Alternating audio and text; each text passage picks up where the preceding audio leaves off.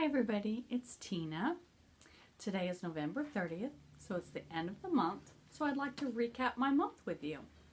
I keep a little diary in this mindfulness journal that my daughter got me last year. And so it was a perfect opportunity since I was turning over a new leaf and starting a new journey in my life, something that required me to be very mindful. This was a really good gift. Thanks, Tab. I write in here. I write what I'm thinking and what I'm feeling and my experiences. And I also write my weight, and if I take measurements, which periodically I do, I write those so that I can see my progress. And I'm really happy to say that I've lost another pound.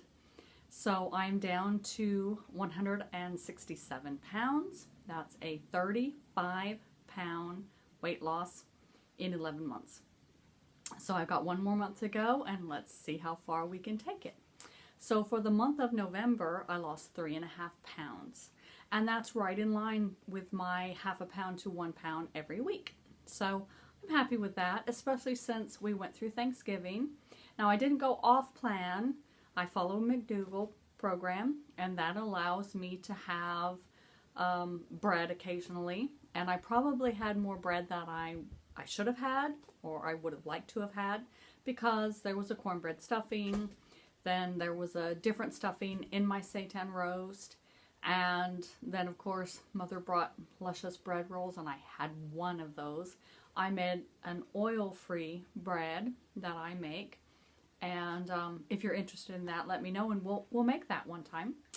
And and I had a lot of the oil-free bread, so you know, that's probably a little bit more flour than I should have had over last week. But I still managed to lose a pound, so I'm okay. I'm doing okay. But I'm joyous today. I'm joyous in my progress. And I urge you to be joyous in your progress, regardless of what that progress is. And I've said it before, I will say it again. Look for all the little changes, all the things that for someone else might not mean anything, but for you it's just like, oh my God, that first time that you looked and saw your face was slimming, that first time that you noticed you didn't have a double chin anymore, that first time you looked down and you didn't see your stomach, you saw your chest instead. Just those little things, they mean a lot. The first time you noticed, or your husband noticed, that you had a waist again, you know, your sides actually went in a little bit instead of protruding out. I have been an apple shape for quite a few years, more than I want to count. 52, so 27 years I have been an apple shape. And to be back into my hourglass shape again, yay. Who has 2 thumbs and is proud of herself? This girl. Okay. So people ask all the time, how do you do this? How do you do that? And I've talked about how I limited salt and cut out salt. And basically, I don't salt anything. But I realize that I buy commercial ketchup and I buy barbecue sauce and salsa, and those things have sodium in them. And so that takes the place of any salt that I might add.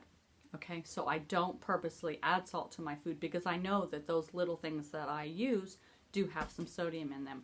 So I've been meaning for a long time to talk to you about how I gave up sugar.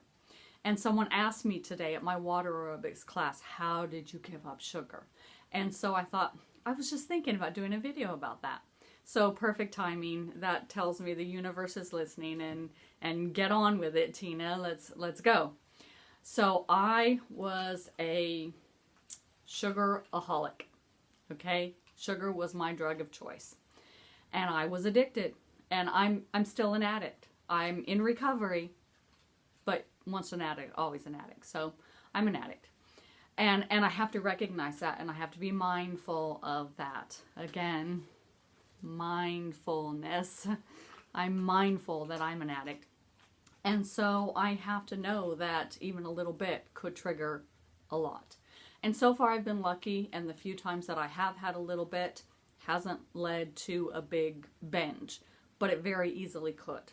I was a person that every shopping trip, cookies and candy and pies and cake and Twinkies and Ho-Hos and donuts and ice cream and sherbet and you name it. Massive amounts of sugar in my coffee, honey in my tea, massive amounts of sugar in everything. And I researched this program for months, and that was the one thing that I knew I'd have a hard time with. I knew I would have trouble with that. And so that was the one thing that kept me from starting this program a lot sooner than I should have, than I could have. I felt like my life was at stake. I felt like I'm on these medications and I'm developing side effects from the medications, and these medications are destroying my organs. And I read about one more person in my little graduating class. I'm from a small town, 80 people in my graduating class, and I read about one more person dying. And it just hit me over the head like a hammer. I'm gonna die. I'm gonna die if I don't change. And I had my last child at an older age, and I knew that I can't drop dead of a heart attack. She needs me. She needs for me to be here to take care of her. And I was that little old lady in the shopping cart, the motorized shopping cart at the grocery store, because I couldn't walk to do my grocery shopping. That was me. And I don't know if you can tell, but I am standing in front of this camera. And every time I talk to you, I am standing in front of the camera. And that was something I couldn't do a year ago. I couldn't stand for this 5 or 10 minutes or 12 minutes that these videos are. I couldn't do it. And I can do it now because of this plant-based diet. So if you are on that fence and if you are watching this video in a way to research to see if this program is right for you, I hope that I help you, because that's how I got started. I watched videos on YouTube and I read articles, and I watched videos and I read articles, and I did that for months until I finally said, I've got to do something. I've got to do something. So I hope that I help you, and I hope that I motivate you. And if I can motivate one person, then me standing here in front of this camera, it's worth it. Okay? So back to the issue at hand. How did I get off sugar? I did really well with my oats for breakfast, and I did really well with my potatoes for lunch, and I did really well with my plant-based dinner with my family sitting down at the table.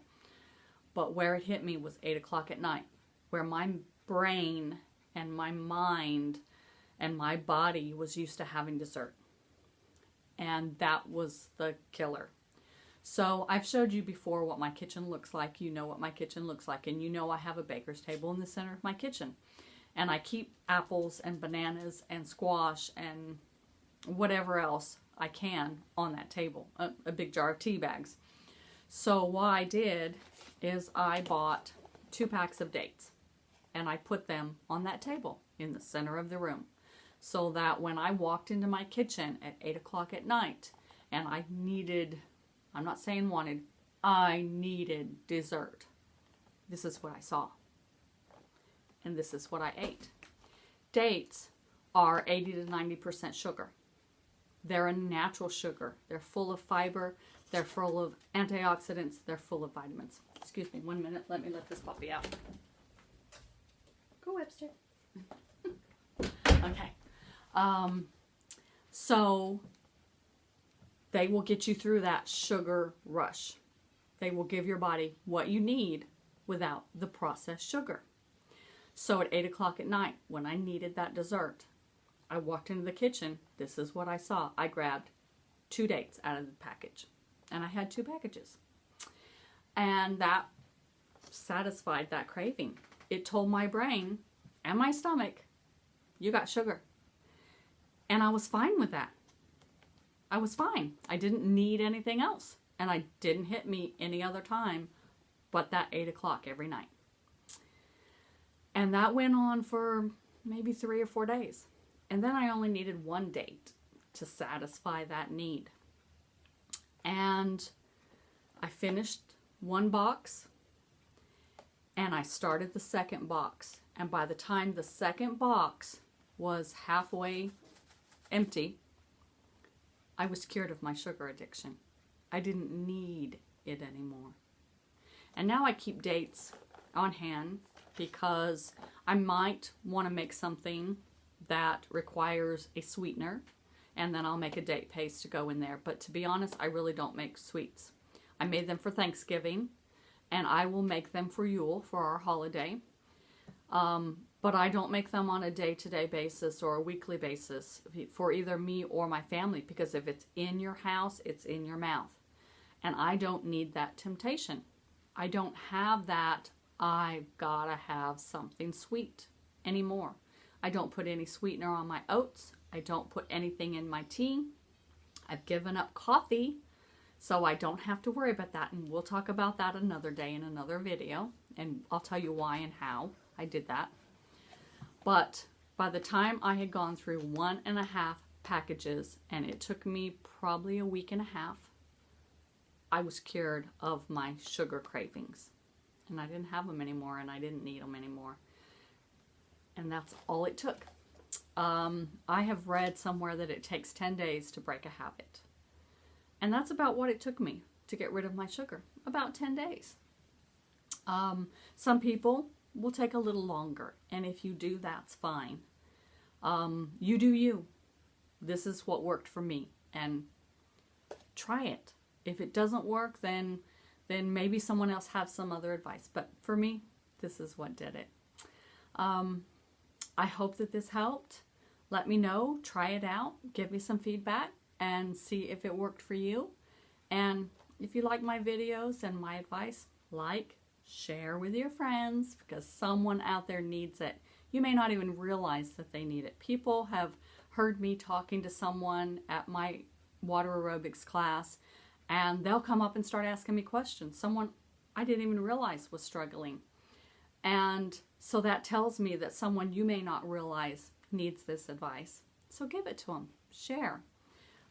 Subscribe.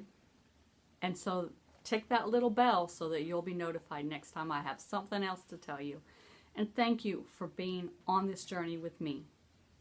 I have taken back my life. And I appreciate all of you listening and being here for me and helping motivate me. Just talking to you motivates me. And I thank you for being here and subscribing and for listening. Have a great day.